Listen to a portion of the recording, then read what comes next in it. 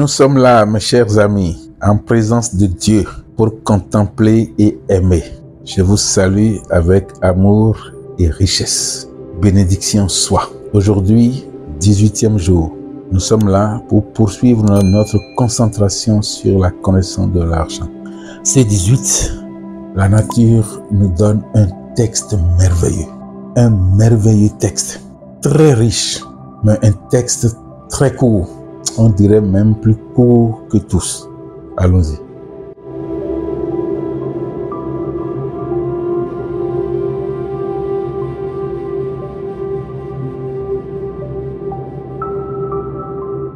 Ô argent, n'est-ce pas pour tes principes manqués que tu rétorques à bon nombre de tes possesseurs en créant ta déception? Je ne deviens pervers ou même mauvais que si vos langages, sentiments, pensées et comportements me l'exigent, contre toute immoralité selon Dieu et la nature. N'est-ce pas dommage pour ceux qui te possèdent à tes dépens?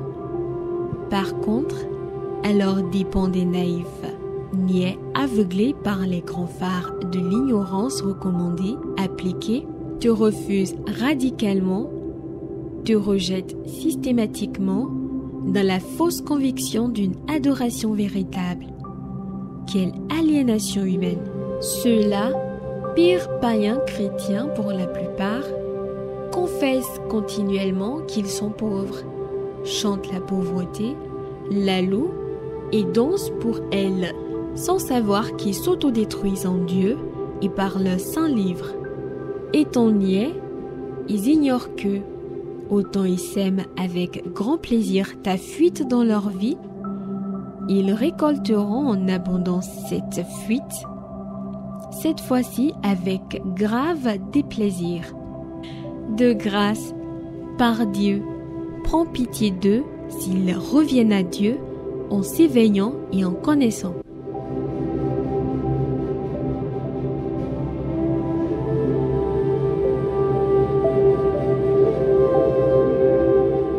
L'énergie circulante dans ce texte est déçue et elle ne cache pas sa déception. Elle est totalement déçue. Et quand on y voit de près, qu'est-ce qu'il a déçu? Qu'il vous souvienne. Hier, nous avons parlé de la relation intime que nous devons respecter. Cette relation que Dieu veut pour nous et l'argent. Cette relation que Dieu veut entre l'argent et nous. Et l'argent insistait qu'il serait préférable que nous respections Dieu, que nous obéissions à Dieu dans cette relation et tous se verraient satisfaits. Aujourd'hui, il constate que le respect n'est pas accordé à ce que nous avons dit hier. Les hommes n'ont pas cherché à le connaître. Ils n'ont pas cherché à connaître ses principes. Et continuant à agir de la sorte ancienne, eh bien, elle est déçue, cette énergie circulante. Une fois déçue, elle cherche à dénoncer. Et elle dénonce. Elle a dénoncé quoi? Notre paresse, notre ignorance, notre niaiserie. Et il exprime en ces termes: je ne deviens pervers ou même mauvais que si vos langages, sentiments, pensées et comportements me l'exigent, et ce contre toute immoralité divine, naturelle et universelle. Je voudrais insister sur quelque chose ici. Je ne deviens pervers ou même mauvais. En temps normal, on dirait mauvais ou même pervers. Parce que pervers donne le superlatif de mauvais. Mais ici, c'est le contraire. Comme dans le sens négatif, il y a pervers d'abord. Ensuite, mauvais, moins que pervers. Alors l'argent s'exprime pour dire il n'est jamais pervers, même le moins, c'est-à-dire mauvais, qu'on puisse dire, il n'est jamais ça si on ne le lui recommande. Il est en train de clamer là son innocence, ou tout au moins son caractère neutre, sa neutralité.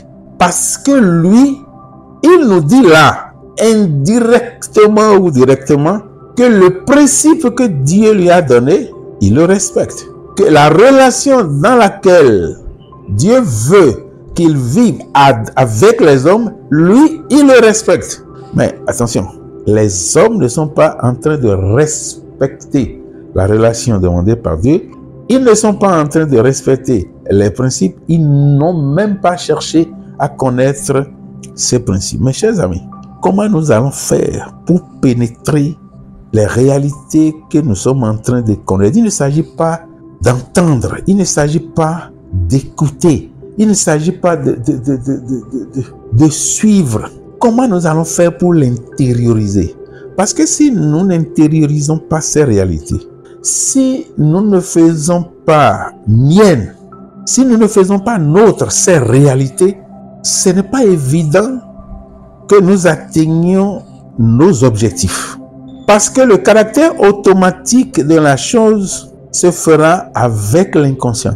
Mais il faudrait que dans notre conscience, nous puissions accorder de crédit à notre inconscient par ces réalités, en pénétrant ces réalités, en acceptant ces réalités pour que notre inconscient puisse prendre. Oui, l'argent est en train de dénoncer les hommes. Nous ne devons pas faire partie de ce club dénoncé. Non. Nous sommes en train de travailler, nous, pour le connaître, pour respecter ses principes et pour demeurer dans la relation intime que Dieu a établie entre lui et nous. Et sachons-le bien, le texte est clair là-dessus. Cette première dénonciation est morale, puisqu'il précise, le texte, j'entends, contre toute immoralité divine, naturelle et universelle. Il faut voir jusqu'où, excusez-moi, si on peut le dire, cette énergie circulante qui possède en elle-même les valeurs de Dieu, vous voyez jusqu'où elle ne nous dénigre pas, elle ne nous insulte pas, elle ne nous injurie pas. Mais c'est comme si, puisqu'elle précise que cette immoralité dans laquelle les hommes se plaisent, c'est une immoralité vis-à-vis de Dieu, vis-à-vis de la nature et vis-à-vis de l'univers. Ah, c'est quelque peu dommage. Et quand on réfléchit bien, on le sent. C'est cette énergie-là maintenant qui par son innocence, nous disent la parole de Dieu, si on peut ainsi parler. Revenons. Que ceux qui sont riches ou qui se disent riches reviennent. Que ceux qui ne le sont pas encore et qui cherchent à l'être prennent le bon chemin. Comme nous l'avions dit, cette première partie est une dénonciation morale. Si vous lisez bien, si vous faites bien attention, il y a une deuxième partie qui, celle-là plus courte, qui parle d'une dénonciation à la fois politique et religieuse. L'argent dénonce, l'argent fait cette dénonciation parce que ceux-là sont aveuglés. Ils nous ont aveuglés. Eux-mêmes, ils sont aveuglés et ils nous ont aveuglés sur l'argent. Comment ils sont aveuglés? Comment ils nous ont demandé d'être aveuglés? Vous le savez, les mauvaises interprétations des Saintes Écritures, les mauvaises conceptions, les mauvaises habitudes de nos familles, de nos collectivités, de nos éducations. Vous savez, tout ce qui se dit sur l'argent. Et tout cela amène parfois qu'on crie la pauvreté, qu'on aime la pauvreté, qu'on se réclame même d'elle. Et c'est pourquoi le texte dit, ces niais, ces idiots dansent, chantent pour la pauvreté. Ils sont heureux d'être dedans.